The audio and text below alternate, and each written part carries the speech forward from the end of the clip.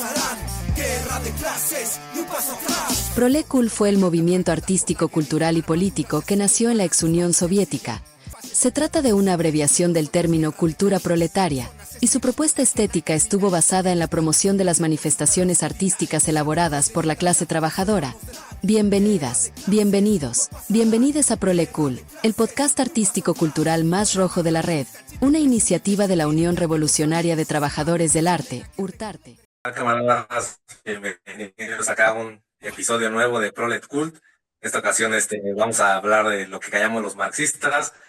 Vamos a ver un texto del camarada Andrei Danovov, el primer congreso de escritores soviéticos. También vamos a hablar de la biografía de Bertolt Brecht. Y recuerden que también vamos a ver las noticias con los acontecimientos más importantes que están ocurriendo. Y también va a haber una entrevista aquí con nuestros compañeros de la Casa de los Pueblos para que se queden.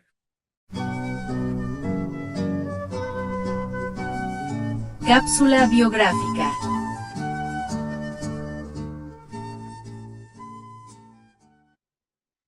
¿Qué tal, camaradas? Pues aquí seguimos con Prolecul. Pues ahora vamos a ver sobre un artista, un escritor revolucionario muy reconocido que es Bertolt Brecht. Bueno, para dar un poco acerca de su vida, pues podemos decir que, bueno, nace en 1898, fallece en 1956. Él fue un poeta y un dramaturgo alemán, y podemos decir que su obra estuvo ligada todo el tiempo a esta crítica social, a esta crítica política, y que desde joven él ya tenía esta cercanía, estos vínculos con las ideas marxistas, por ellos que fue esto marcaría en gran medida su pensamiento en su producción literaria de poesía, y pues que justamente que en esta cuestión poética no buscaba simplemente como la cuestión meramente estética, sino que justamente era un instrumento que utilizó como un medio de denuncia frente a la explotación, a la desigualdad, a estas violencias sistemáticas, y que justamente durante la República de Weimar, ahí en Alemania, pues él ya hacía una crítica justamente hacia la burguesía, hacia el militarismo, y que justamente ya a raíz del triunfo del nazismo, en el 33 es que él se ve obligado a exiliarse, y pues él pasó por varios países europeos, incluso en Estados Unidos, y pues siempre, toda su vida estuvo marcada justamente por este tipo de cuestión política y social, y que justamente donde ya después denunciará también la violencia que estaba siendo ejercida por parte de estos estados fascistas, imperialistas, y que su poesía nunca fue de esta manera así rebuscada, académica, sino que generalmente eran poemas más sencillos, por así decirlo, de una cuestión incluso desde un papel pedagógico, porque quería que justamente las masas, la clase trabajadora tuviera la capacidad pues de comprender y de llamar a la acción, de llamar a la acción ante estas injusticias, ante las cuestiones que él estaba demandando, y que tras la Segunda Guerra Mundial él termina instalándose en la República Democrática Alemana, y él fundará el Berlin Ensemble, donde desde ahí a partir de la poesía y el teatro continúan con esta labor de orientación socialista, y podemos ver que su obra está justamente marcada por estos elementos y ese compromiso social que por ellos que es reivindicable. Así es, pues un personaje bastante interesante. Ya hiciste una muy buena reseña biográfica. A mí me gustaría entonces entrarle al tema de sus aportaciones, sobre todo al arte dramático, al teatro. También escribió poesía, evidentemente, como ya nos dijiste. Pero bueno, en primer lugar, lo que yo pude investigar es que tiene 4 grandes influencias Bertolt Brecht. Una es el expresionismo, que se manifiesta mucho, sobre todo en sus primeras obras, previo a que se adentrara al estudio del marxismo. Y me acordaba un poco de Kate Kolovitz, ¿no? Que la vimos en el programa pasado, que también era alemana y que también tuvo ahí una influencia importante del expresionismo, ¿no? Además eran contemporáneos. Después tiene una gran influencia del teatro de cabaret, que en Europa en esos años era muy importante, no era cualquier género, no era un género menor, implicaba un gran esfuerzo y una gran técnica, el teatro de cabaret. Después conoce a un director de teatro soviético que es Meyerhold, de donde empieza a adquirir algunos de los elementos para después él desarrollar su teatro político, y también de otro dramaturgo alemán que es Erwin Piscator, que también aporta algunos elementos del teatro político. Se dice que Bertolt Brecht fue el creador del teatro político, pero no porque su obra hablase de temas políticos o la temática fuera política. Tiene que ver con un concepto más profundo, es decir, siempre en todas las obras de teatro se ha hablado de política a lo largo de la historia de la humanidad, pero aquí de lo que habla Bertolt Brecht sobre todo es de darle un papel distinto al público, en contrapropuesta con el teatro clásico, o que él llamaba aristotélico, en donde la realidad se presenta como normalizada, es decir, él criticaba que las obras de teatro nos presentaran las relaciones sociales como algo ahistórico y natural, y lo que le interesaba a Brecht era que el público entendiera que la dominación del capital sobre el trabajo y de la lucha de clases entre proletarios y burgueses no era algo natural, era algo que se daba en un contexto histórico determinado. Entonces él buscaba que el público ni normalizara las relaciones sociales de dominación, ni las naturalizara, y que el teatro no creara una ilusión en el espectador. Así como cuando vamos al cine, que entramos a la sala y se apagan las luces y hay toda una ambientación que te hacen que te claves de lleno en la película, él buscaba como que el público siempre estuviera alerta, siempre fuera crítico, que tuviera una postura, y dice Bertolt Brecht que también el público tiene que estar politizado para que pueda entender cómo es el teatro político. Y también plantea una teoría del distanciamiento con respecto a que no se imbuya el personaje y no se adueñe de la vida del personaje que se está representando. O sea, y por ejemplo en la actualidad vemos mucho eso con las manifestaciones culturales del capitalismo, como la banda de pronto se adueña de la vida, el conflicto entre Shakira y Piqué, ¿no? Por ejemplo, y la banda toma posición y hay debates, y no, la culpa la tiene Shakira y no, la tiene Piqué, y dices, güey, eso es totalmente ajeno a tu realidad, ni te toca, ni tienes que posicionarte. Hay cosas más trascendentes que te valen madre, y estás preocupadísimo porque quién tiene la razón, si Nodal o no sé, la hija de Antonio Aguilar, o no sé cómo está ahí bien el chisme, voy a investigar. Pero el punto es que Bertolt Brecht plantea eso, ¿no? Que la banda no se compre la realidad, lo que plantean los personajes en las obras de teatro, y bueno, eso es lo que llama como el distanciamiento, ¿no? Y bueno, e incluso a él no le interesa tanto que el espectador sepa en qué va a terminar la obra, sino a él lo que le interesa es cómo se va desarrollando el proceso que lleva al final. El final lo puede saber el espectador, pero a él lo que le interesa es que la gente se clave en el proceso de desarrollo. Entonces, en ese sentido, me atrevería a decir que es muy dialéctico, ¿no? Se preocupa más por el proceso y por las contradicciones que hay internas, más que por, digamos, la síntesis, ¿no? El resultado final. Siempre comprometido, después del exilio, pues regresa a Alemania del Este, a la Alemania socialista, en el 48 me parece que regresa. Y la otra cosa que me parece importante mencionar es que nunca militó en ningún partido comunista. De hecho, cuando está en Estados Unidos es perseguido por el macartismo, que fue esta corriente que buscaba censurar e incluso metió a la cárcel a muchas personas de las que se tenían sospechas de que tenían tendencias comunistas o tendencias progresistas o tendencias de izquierda. Y hubo muchos juicios, ¿no? La gente se rasga las vestiduras con los juicios de Moscú, donde dicen que fueron las purgas estalinistas, pero pues el macartismo y el capitalismo no tienen cara con qué criticar, ¿no? Estos procesos de Moscú. Pero bueno, es juzgado en esta lógica del macartismo de perseguir a los comunistas. Y ahí en una declaración dice, es que yo nunca he pertenecido a ningún partido comunista, y eso es real, ¿no? Nunca se animó a militar, y un poco como García Lorca, ¿no? Que tampoco se volvió militante del Partido Comunista Español.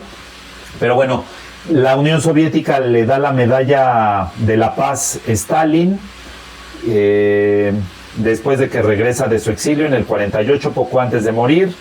Y pues creo que sería lo que podría mencionar sobre Bertolt Brecht. Y pues tiene muchas obras de teatro, tiene un poema muy bonito sobre lo que piensa el proletariado, me parece que se llama, ahorita lo que piensa el obrero, algo así se llama, y es muy breve, pero es como un ejemplo muy claro, ¿no? Preguntas de un obrero que lee, así se llama el poema. Preguntas de un obrero que lee, pues ahí si pueden búsquenlo, a las personas que nos estén viendo, está muy bonito.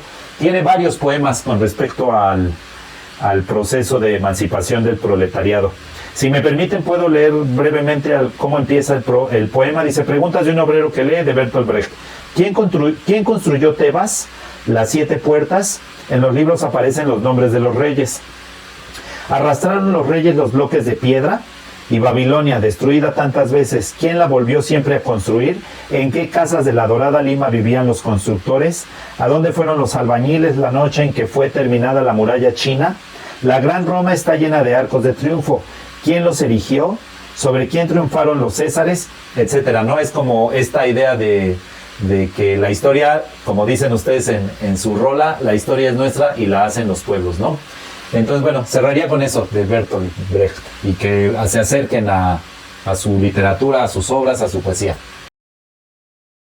Solo voy a decir que justamente ese poema que es de los más, o quizás el más representativo justo de su obra, y que justamente, pues, por ejemplo, yo que estudié historia, pues sí es fundamental, ¿no? Desde esta parte materialista de cómo comprende el desarrollo histórico de quiénes son los sujetos, justamente los sujetos activos en la historia, y que es como darle otra vez ese protagónico, ¿no? Así como dice que quién es el que construyó como dice la gran Roma, el muro de China, y como que todas estas cuestiones, pues dice, pues a final de cuentas son los trabajadores, ¿no?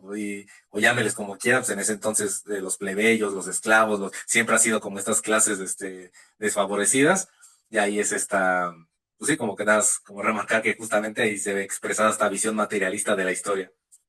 Ya con eso ya con esto cerramos, hablando acá del compañero Bertolt Brecht, y pues para que busquen más de sus obras, o que también que nos dejen aquí en los comentarios algún otro poema que les haya gustado, que también los haya marcado, ¿no? Y que hay muchos emblemáticos, entonces para que nos lo dejen en los comentarios, y eso sería esta sección de Bertolt Brecht. Lo que ya hablamos de la. Bueno, camaradas, ya estamos en su gustada sección, lo que callamos los marxistas, y como dijo mi camarada Fex One, el día de hoy vamos a hablar sobre el texto que dio Andrei Zdanov a el primer Congreso de Escritores de la Unión Soviética. Y bueno, nos pareció importante analizar este texto. Si me permiten, me gustaría, antes de entrar ya de lleno al discurso que se llama La literatura soviética es la más ideológica, la más vanguardista del mundo, hablar un poco sobre Andrei Zdanov. Él se integró desde muy joven al Partido Comunista, participó en los sucesos de la Revolución de 1917, fue escalando dentro del partido y se volvió en uno de los hombres más importantes cuando se da la Gran Guerra Patria, o bueno, la Segunda Guerra Mundial. Jugó un papel determinante, también siempre estuvo muy activo en el tema de la propaganda, la difusión de la ideología marxista-leninista. Tuvo mucho contacto con los círculos de escritores, de artistas, de pintores, etcétera, que empezaron a conformar el realismo socialista en la Unión Soviética, y falleció después de la Segunda Guerra Mundial, al parecer por el estrés que le generaba pues atender sus tareas revolucionarias, pero era uno de los hombres más fuertes dentro del PQS. Incluso se llegó a decir que pudo haber llegado a ser sucesor de Stalin después de la muerte de Stalin en el 54, pero Zdanov muere un poco antes. Y también él fue precursor de esta idea de los dos mundos después de la Segunda Guerra Mundial, durante la Guerra Fría. Esta idea de que había dos grandes proyectos para la humanidad, que eran el imperialista y el socialista. Bueno, él fue un fuerte impulsor de esta idea. leí algunos esbozos biográficos en donde hacían críticas muy absurdas, decían que él promovió que el mundo fuera bipolar y que hubiera confrontaciones o que las confrontaciones dentro de la Guerra Fría se agudizaran, pero pues me parece que es absurdo esperar que el capitalismo o el imperialismo y el socialismo puedan coexistir pacíficamente. Me parece una soberana tontería. Obviamente se le critica terriblemente que represor, que reprimió a los artistas, etcétera, pero este texto nos va un poco para ver qué tan cierto era eso o qué tanto obedece a la lógica de la propaganda anticomunista. Entonces allí cerraría mi primera participación, camaradas. Es un texto como muy pequeñito, que ya menciona nuestra camarada Demián, pero es un texto como muy rico en cuestiones como ideológicas, ¿no? Digo, a final de cuentas, pues el contexto político en el que se escribe como este texto, pues tiene que ver mucho como con el desarrollo también de las fuerzas productivas, y me refiero a esto porque aunque es un congreso de escritores y habla únicamente como de literatura y demás, pues creo que todo puede ser extrapolado a fechas actuales, ¿no? Eso es algo que me parece como importante, y me parece importante también, ¿no? Que cuando habla de la literatura soviética, que podemos trasladar a la cultura en general, pues habla también como esta arma ideológica del partido, ¿no? Siempre todo lo vamos a enmarcar dentro del partido, que es la herramienta principal de nosotras las comunistas, y pues básicamente lo que se afirma es que pues es una literatura, es una cultura avanzada, en función de que, pues, a final de cuentas, creo que sí representa como los intereses de la clase trabajadora, ¿no? Y también, pues dice, es que esta literatura o esta cultura que nosotros desarrollamos dentro de la Unión Soviética, pues tiene como objetivo educar, transformar la conciencia de las masas y el espíritu, ¿no? En pro del espíritu del socialismo, ¿no? Por supuesto que contrapone, ¿no? Como esta cultura, esta arte, esta literatura con la literatura burguesa, nos comenta el autor, ¿no? Que pues esta cultura de Occidente, por llamarla de alguna manera, pues es una cultura decadente, pesimista, mística y pornográfica, también la dice, ¿no? Y dice que es decadente, pero tiene razón, ¿no? Es decir, hace poco veía como algún programa ahí dentro en el YouTube, ¿no? Unos programas muy famosos que se llaman Tiny Desk, ¿no? Y que presentan a los artistas como más, pues, que por lo menos que están en el mainstream, ¿no? Que están como en lo más alto de la cultura. Y hace poco veía, por ejemplo, el de Bad Bunny, ¿no? Por recomendación de una banda, pero lo veía como en cuestión de hacer crítica a cómo es que hay grandes músicos detrás de él, pero la persona que está exponiendo que es esta persona, Bad Bunny, pues no está diciendo nada, ¿no? O parece que no está diciendo nada, pero está repitiendo como discursos que sirven para la perpetración a final de cuentas de la ideología burguesa, ¿no? Y por supuesto también el papel de Gorky dentro del partido, ¿no? Lo menciona mucho el autor, pues es como, Gorky es como el máximo referente literato dentro del proletariado, y pues nada, ¿no? Pues tratar así como de profundizar en la ideología y en la calidad artística es algo que me parece muy importante también dentro del discurso del autor, porque pues algo que señala también es que sí hay que hacer arte proletario, pero el arte proletario se tiene que hacer con todas las herramientas técnicas y académicas y todo que tengamos a nuestra disposición, ¿no? Es decir, no porque sea arte proletario va a ser arte panfletario, ¿no? Es un arte tan desarrollado que pues es un arte que ha sido estudiado desde las figuras retóricas que pues es complejo en sí, ¿no? Y está hecho pues para la clase trabajadora que, pues por cierto, hace rato investigaba, ¿no? Cuánta de la clase trabajadora de la Unión Soviética era analfabeta al empezar al empezar la Revolución de Octubre de 1917, y cuántas personas analfabetas hay hasta el final de la caída del muro de Berlín y demás. Y pues, por ejemplo, se habla de que empezaban con que 3 de cada 4 soviéticos eran analfabetas, y al final el 98% de la Unión Soviética estaban alfabetizados y ya tenían acceso a este tipo de literatura, es decir, a literatura avanzada, digamos, ¿no? Que genera o que eleva el espíritu humano dentro de la concepción de la lucha de clases. Y hasta le voy a dejar, pero sí me gustaría como por ahí que siguieran a lo mejor como con el ingeniero del alma, ¿no? El ingeniero del alma humana. Y justamente como decía acá camarada Rima Roja, acá un concepto que lo hace retomando justamente a Stalin, es llamar a los artistas, a los escritores en este caso, como los ingenieros del alma, y como decía que es aquellos que representan con realismo las creaciones artísticas, y con realismo se refiere justamente, como dice, a esta tarea de vinculación con lo que está sucediendo en la sociedad, o sea, con esta elemento de transformación, de ese espíritu que emana del socialismo para tener esa cercanía con los trabajadores, con lo que sucede a su alrededor, que no significa nada más representarla, como dice, de manera escolásticamente, sino representar a la realidad como es en términos materiales y a su vez con esta capacidad de transformadora, ¿no? Entonces, aquí también hablará de una crítica que se le hace mucho a esta clase de literatura que ya está surgiendo justamente del nuevo Estado socialista y que dice pues, es que es una literatura nueva, ¿no? A diferencia de la realizada en otros países, entendemos que nuestra literatura es muy nueva porque justamente están surgiendo estos primeros artistas y que surgen con una gran capacidad técnica y gran capacidad intelectual, justamente gracias al partido y gracias a la revolución socialista que se ha efectuado, ¿no? Entonces, que justamente mucha de la crítica que se les hace es que dicen que lo manejan de manera tendenciosa, que los artistas soviéticos son tendenciosos en su obra y que siempre quieren marcar como esa línea política, ¿no?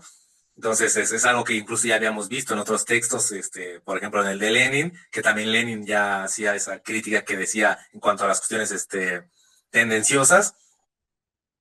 Y ahí justamente Lenin decía que pues sí, que efectivamente, que eso no se negará, ¿no? Que no existe una política apartidista, y en este caso también podemos ver en este texto que justamente no existe algo como tal, como un apartidismo político, ideológico, y que a estas críticas pues habrá que responder que sí, que efectivamente, o sea, no estamos ocultando nada, sino que realmente nuestra tarea sí es marcar esa línea política, y que dirá en sus palabras, que dirá que nuestra literatura soviética es tendenciosa y estamos orgullosos de ella porque nuestra tendencia es liberar al pueblo trabajador y a toda la humanidad del yugo de la esclavitud capitalista. Entonces justamente aquí marca esa pauta de que realmente los artistas tienen que tener ese compromiso con su realidad, su compromiso social, y que no hay que avergonzarlos ni ocultarlo en esa forma de desarrollarla. Y eso sería un poco mi participación.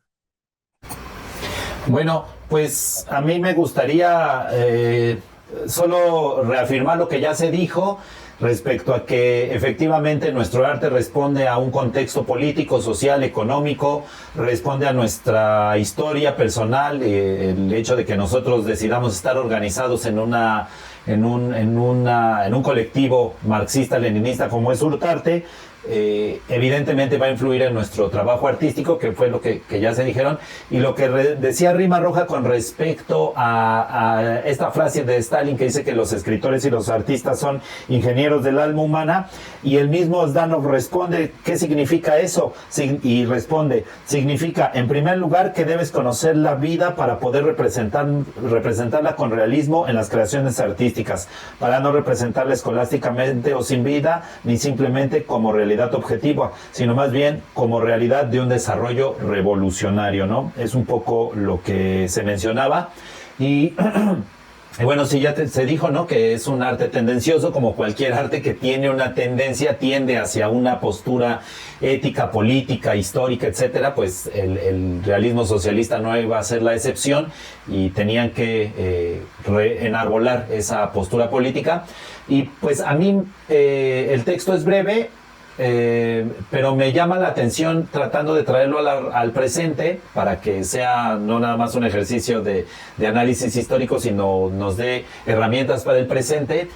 Me llama la atención cómo constantemente estamos leyendo de la represión que sufrieron los artistas en el régimen totalitario de Stalin, que Stalin casi escuchaba toda la música antes de que se estrenara y veía todas las obras de teatro, y si él no le gustaban, no se aprobaban. Y bueno, en la actualidad hemos visto, y a partir sobre todo de la guerra entre Rusia y Ucrania y del genocidio en Palestina, hemos visto infinidad de censura de muchas bandas, incluso que son, pues no del mainstream, pero que son más o menos conocidas. Me estaba acordando cuando hace unos meses estuvo Escape en Alemania, y le prohibieron tocar Intifada porque le dijeron que si la tocaban iba a llegar la policía, se los iba a llevar detenidos y iban a clausurar el concierto, ¿no? Entonces, pues la censura es algo inherente al Estado. El punto es a quién se censura. Si el Estado proletario, desde la dictadura del proletariado, censura las manifestaciones contrarrevolucionarias burguesas, o si el capital censura las manifestaciones revolucionarias del proletariado, ¿no? Entonces, pues es como un poco como la reflexión con la cual yo quería cerrar y que ya hemos igual muchas veces comentado al respecto, ¿no?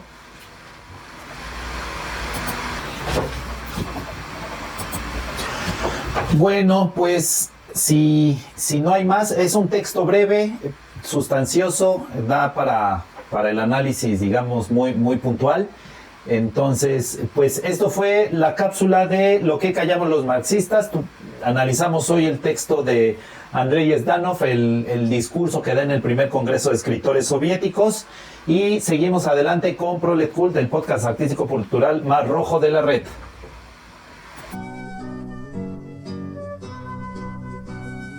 La entrevista.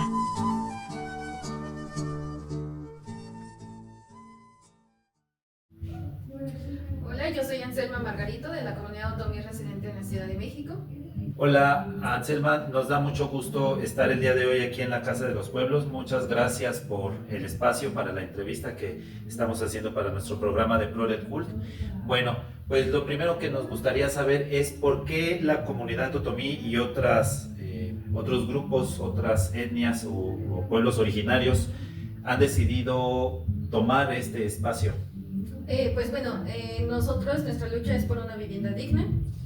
Se tomó este edificio el 12 de octubre del 2020. Este 12 de octubre van a ser 5 años que llevamos aquí la comunidad otomí. Nuestras demandas son vivienda, salud, educación, justicia, alimentación y por el principal, que es la vivienda digna. Decidimos tomarlo porque, en específico esta instalación, porque desde acá laboraba un señor que se llama Adelfo Regino Montes, y este señor pues autorizaba los megaproyectos de muerte, como lo es el Tren Maya, el Corredor Interoceánico, el Proyecto Integral Morelos, el Aeropuerto Internacional de Santa Lucía, la refinería de Dos Bocas. Pero cuando nosotros un mes antes y años anteriores veníamos a dejar documentos aquí para poder tener pues diálogo con esa persona, en la cual nunca nos atendió, nunca le importó que la comunidad tuviera una vivienda digna. Llevamos más de 35 años luchando por esta vivienda digna.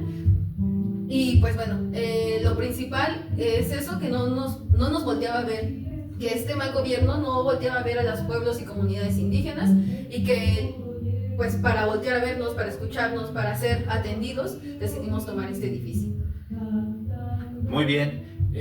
Pues es una problemática muy común en la ciudad y al parecer también en otras partes del país, en varios lugares del país, no solamente en la Ciudad de México, el tema de tener una vivienda digna. Recientemente se han dado desalojos que por fortuna se empiezan a visibilizar más, principalmente en las redes sociales. Bueno, Anselma Margarito, integrante de la comunidad otomí que habitan aquí en la Casa de los Pueblos a Mil Flores Soberanes, ¿cuánto tiempo piensan mantenerse aquí en resistencia, en pie de lucha?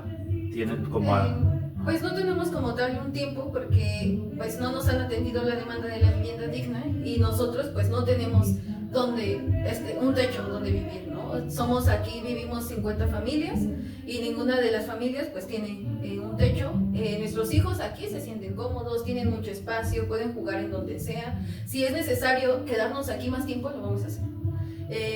Desde acá también vemos como que se expropia este edificio para que sea parte de la comunidad otomí, pero sobre todo este edificio funciona como la Casa de los Pueblos, porque todos los colectivos, organizaciones, comunidades indígenas pues pueden venir aquí a levantar la voz, pueden ser escuchados desde acá.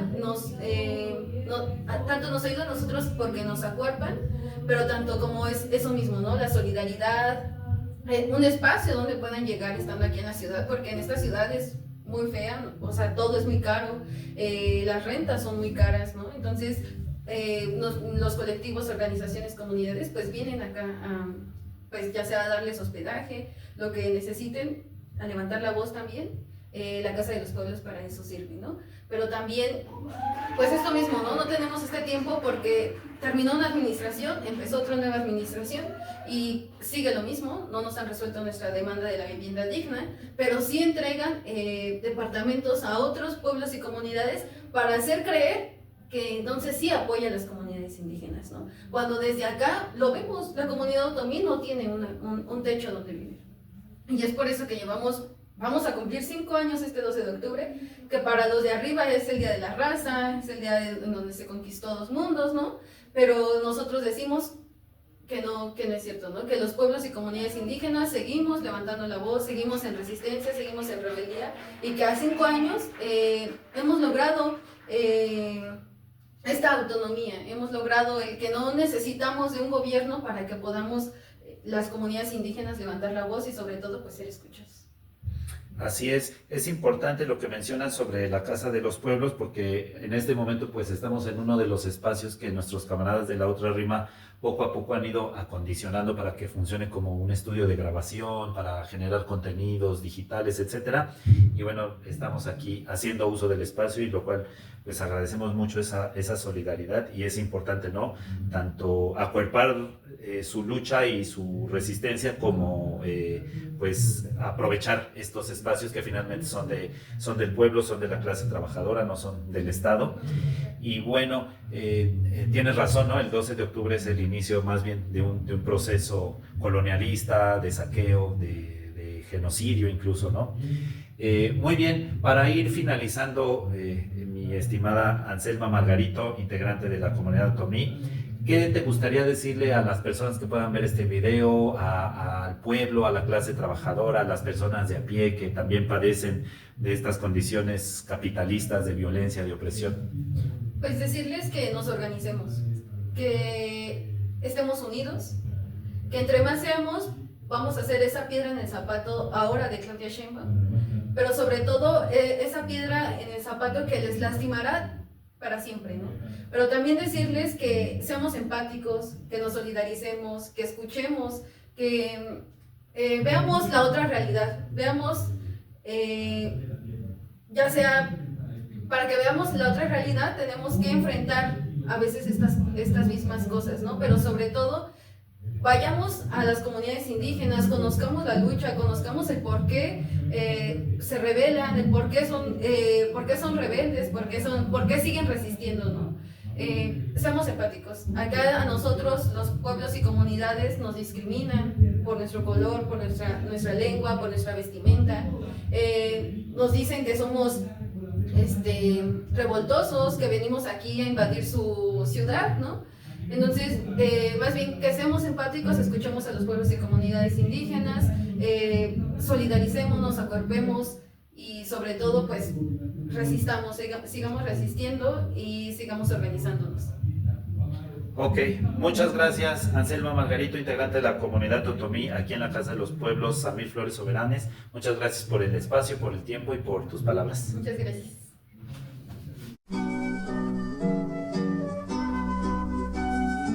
Noticiero Hurtarte. Yo les traigo una mala noticia. Me enteré a través de un portal de internet chileno, del portal de internet de un periódico chileno digital, o no sé si también esté impreso, pero se llama El Porteño. Y la noticia dice: Alemania declara a Marx inconstitucional. La democracia burguesa y sus límites. Fue publicado apenas el 18 de agosto de este año. La persona que escribió el artículo se llama Gustavo Burgos. Y tratando de hacer un breve resumen, pues resulta que un tribunal administrativo de Hamburgo declaró, como les decía, inconstitucional a Marx. La Corte afirma que las enseñanzas de Karl Marx son fundamentalmente incompatibles con la orden democrático-liberal de la República Federal Alemana. Pues bueno, justo lo que hablábamos cuando tratamos el texto del camarada soviético de Andrei Zdanov con respecto a la censura, ¿no?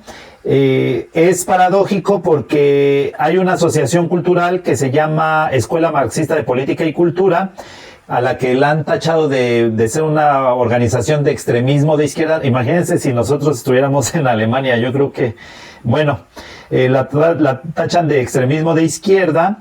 Y lo único que hace esta escuela ni siquiera es tan activa políticamente, simplemente son más como académicos, se reúnen a estudiar a Marx, pero me imagino que tiene mucha trascendencia ¿en dónde fue? En Hamburgo, y por eso es que la calificaron así.